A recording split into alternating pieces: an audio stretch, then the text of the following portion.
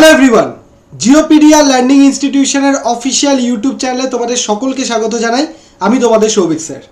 গত 8ই মার্চ আমাদের গ্রুপ ডির যে এক্সাম সেটা কিন্তু কমপ্লিট হয়েছে, যেটা স্কুল সার্ভিস কমিশনের আন্ডারে যে পরীক্ষা ছিল।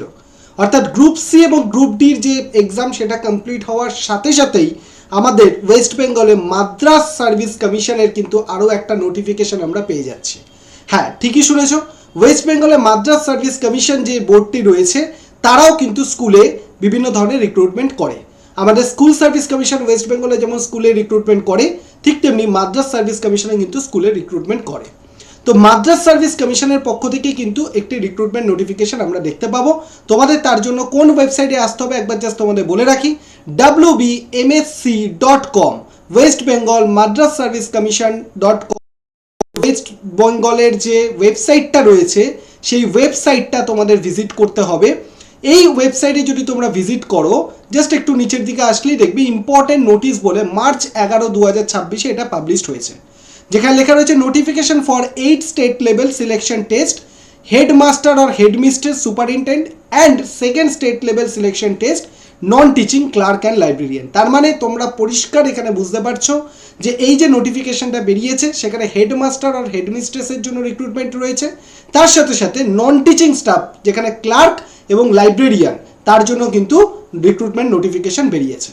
তো এই রিক্রুটমেন্ট নোটিফিকেশনটা তোমরা যদি ক্লিক করো তাহলে এই যে নোটিশটা তোমরা দেখতে পাচ্ছ এটা তোমরা দেখতে পাবে। এটাকে যদি জুম করে তোমাদেরকে দেখাই, এই যে দেখতে পাচ্ছ ওয়েস্ট বেঙ্গল মাদ্রাস সার্ভিস কমিশনের ওয়েবসাইটে তোমরা গেলে এই যে অফিসিয়াল নোটিফিকেশনটা সেটা তোমরা দেখতে পাবে। কোন ওয়েবসাইট দেখে নিতে পারো, www.wbmsc.com, এই ওয়েবসাইটটা তোমাদের ভিজিট করতে হবে। কত তারিখে এটা পাবলিশড হয়েছে? 10/3/2026 এটা পাবলিশড হয়েছে। নোটিফিকেশন ফর কি বলছে, 8 state level selection test, headmaster or headmistress or superintendent 2026, second state level selection test non teaching staff মানে ক্লার্কের জন্য 2026, এবং second state level selection test non teaching level যেটা লাইব্রেরিয়ানের জন্য 2026।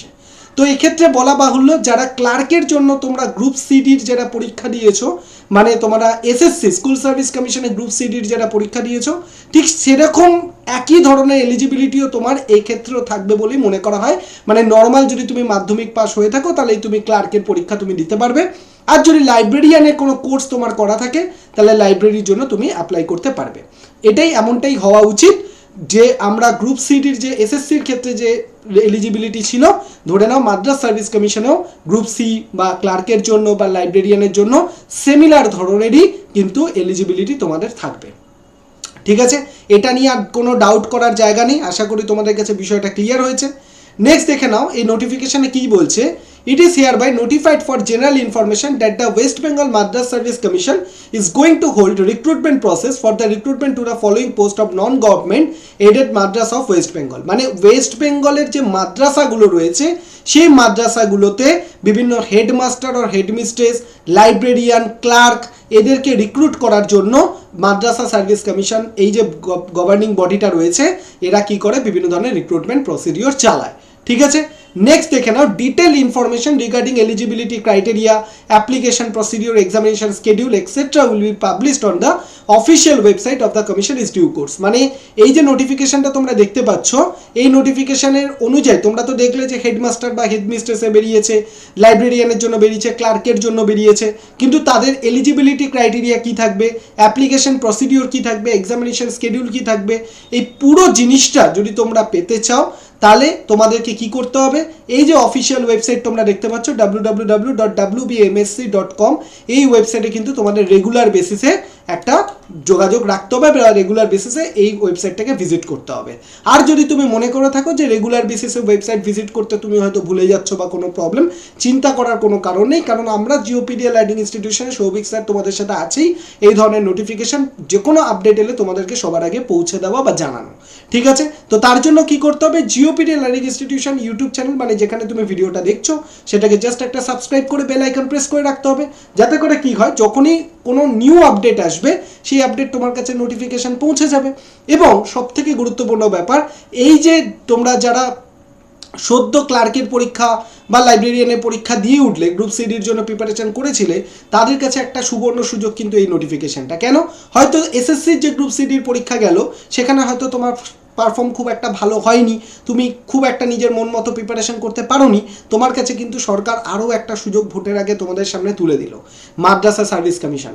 এই যে রিক্রুটমেন্ট নোটিফিকেশনগুলো তোমরা পাচ্ছ, ভোটের আগে যত রিক্রুটমেন্ট নোটিফিকেশন সেগুলোকে কিন্তু খুব ভালো করে প্রিপেয়ার করো এবং তার জন্য লেগে পড়ো। কারণ তোমাদেরকে একটা কথাই বলবো যে এই ভোটের পরিস্থিতিতে যে সুযোগগুলো তুমি পাচ্ছ সেটা কিন্তু সারা বছর ধরে তুমি পাবে না, বা আবার কবে হবে তার কিন্তু কোনো নিয়ম বা তার কোনো রুলস বা কিছুই নেই।